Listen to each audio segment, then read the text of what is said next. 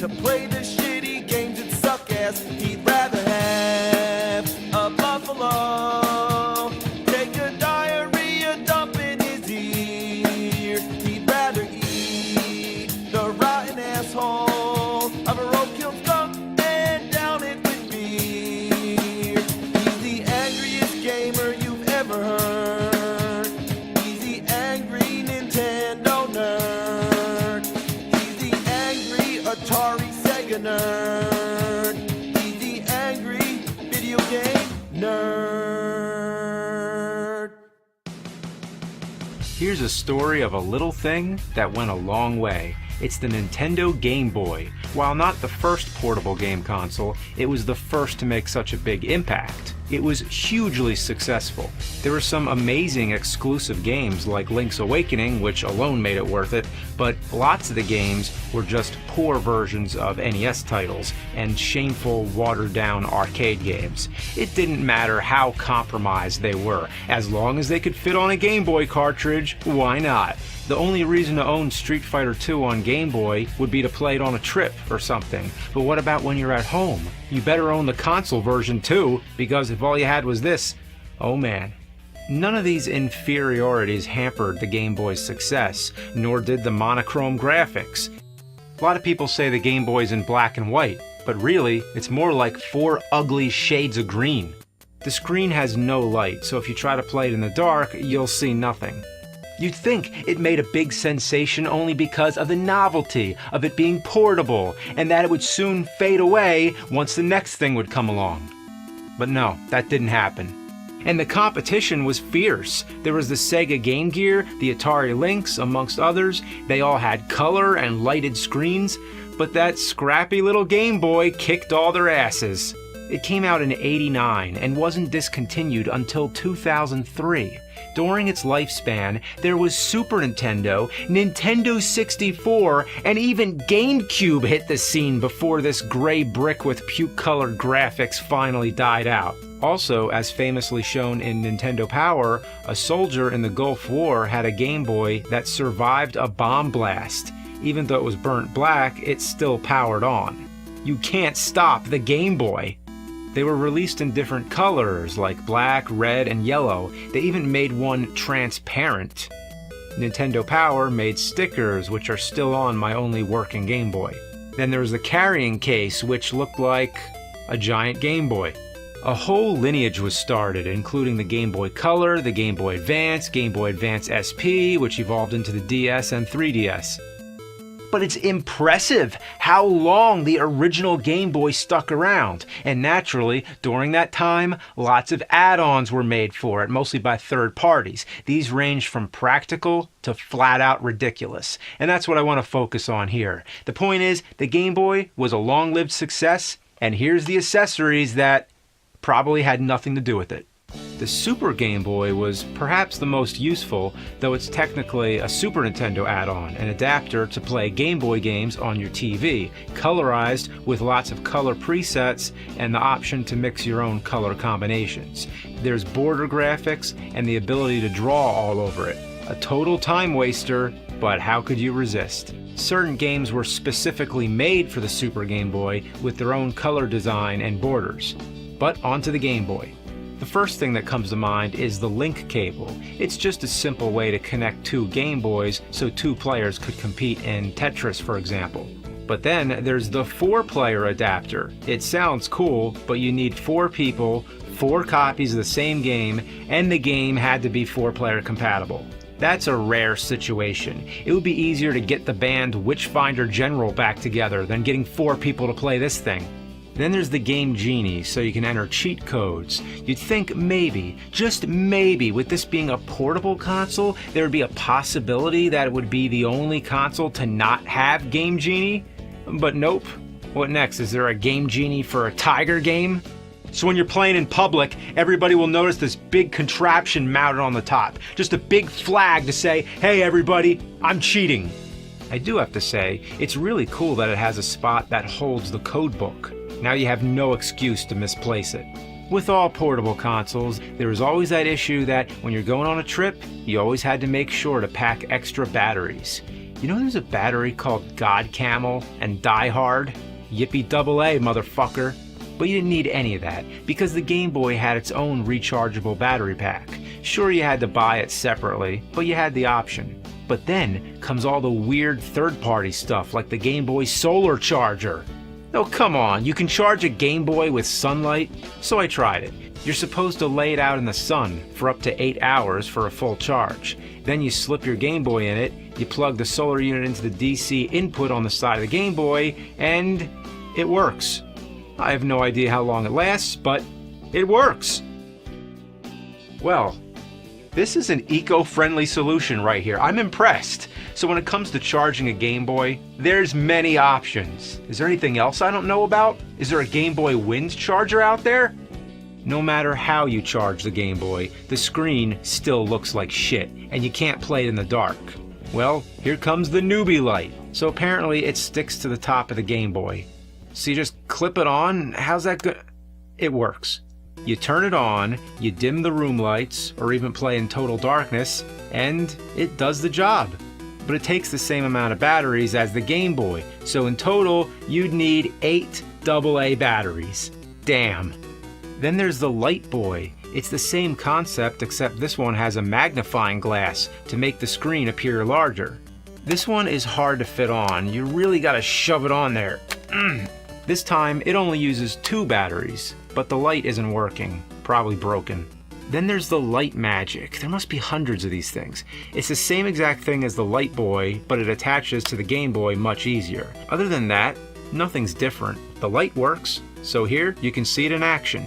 It's a nice way to boost the visual appeal, but why not just make a new Game Boy model with a normal screen like everything else?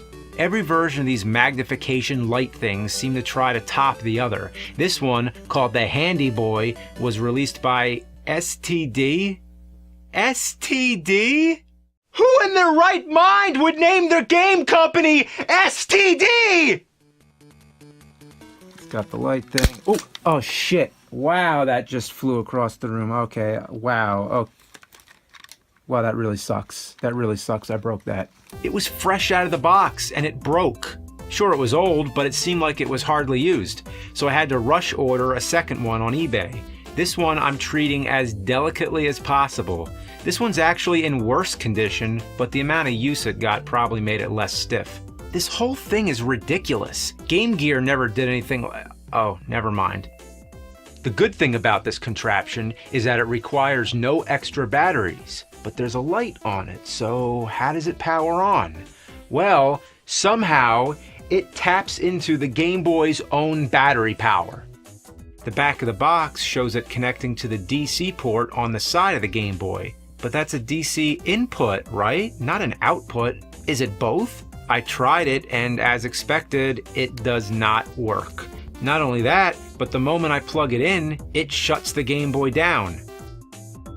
So this can't be right. Who knows? Maybe somebody out there has tried it this way and it actually does work, but mine doesn't. However, there is another way to power this thing. Yeah, they gave you a second option, as if they knew it sucked. Well, I wish I didn't have to do this, but yeah, look at that. You're supposed to stick it in the battery slot and lay the batteries over it so the contact points and the batteries sandwich it in place. And guess what? It works like shit. The light comes on and off at random. I have to constantly jiggle it around to get the light back on, but it keeps going off again. The screen magnification is alright, but as you can see, my glass really needs cleaning. Then there's the controller add-on. What's the point of this? In case you didn't like the controller that was already there? It was fine enough. Why do you need this? Does it add anything to the game? Is it any better? No, it's fucking horrible. It's all stiff and awkward. Who'd want to play it like this? The speakers are meant to amplify the sound, in case you didn't think the Game Boy's speakers were loud enough. Because that's what you want if you're in public, right? Like if you're on a bus, you want everybody to hear what you're playing. But the speakers on this thing are actually less loud than the Game Boy speakers. Maybe they're full of dust. There was also the amplifier by Newbie, so the idea of making the Game Boy louder became its own line of experiments. But then came the ultimate project. If you want to get serious about your Game Boy, then let me introduce the booster. This big-ass motherfucker is like the mecha combiner robot of the Game Boy family. It would be cool to see it fight a Game Gear, but that would take me extra weeks. It takes C batteries, but the Game Boy gets to tap into the booster's power by plugging the booster into its DC input the way it should. So at least they got the power situation worked out. It magnifies and lights the screen just like the others. It has a cover for the front with new controllers, but again, the Game Boy's controls were perfectly fine, so why would you need this? Just get rid of it. As for the speaker volume, when would you ever want it that loud? You only play it like a foot away from your face. There's a cartridge compartment on the back, just for convenience. It can hold 4 games, 3 games, 2. It holds only 2 games. Overall, if you didn't like how lightweight and convenient the Game Boy was, and the portability is not something you find appealing, and you wanted something more bulky and awkward, then this is for you. Then there's the Game Boy camera. That's right, a camera for the Game Boy. And there's no complicated installation. You just pop it in like any game cartridge and snap a picture yourself. There's no way this would work. Let me try this.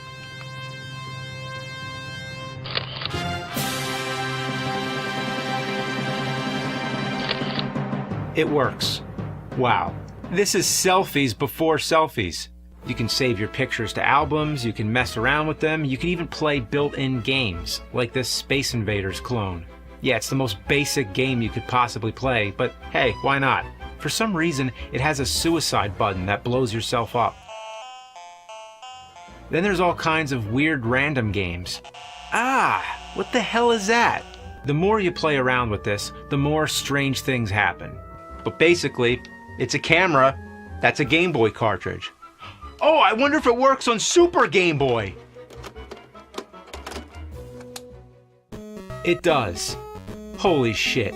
But the camera can't work, can it? Oh my, it actually works. But if you want to take a picture of yourself, you have to turn the Super Nintendo around.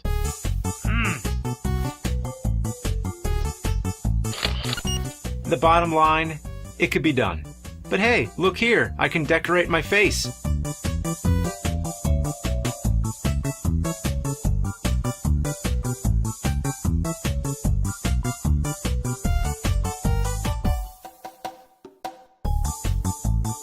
Now, this is too much fun. Also, there is the Game Boy printer, so if you want to print the pictures, yeah, that can happen.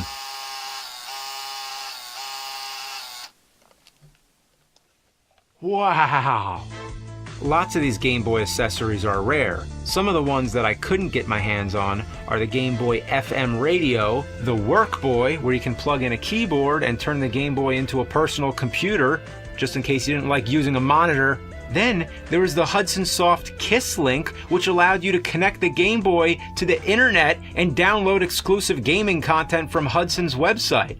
There was the Barcode Boy, which was a barcode scanner with games included, where you unlocked certain features by scanning barcodes found on cards and merchandise.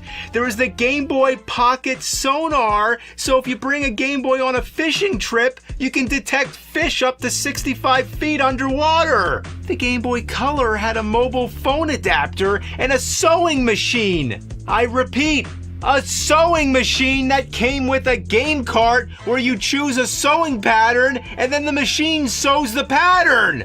There were also Game Boy shoes. Big platform shoes with spaces to fit your Game Boy Color.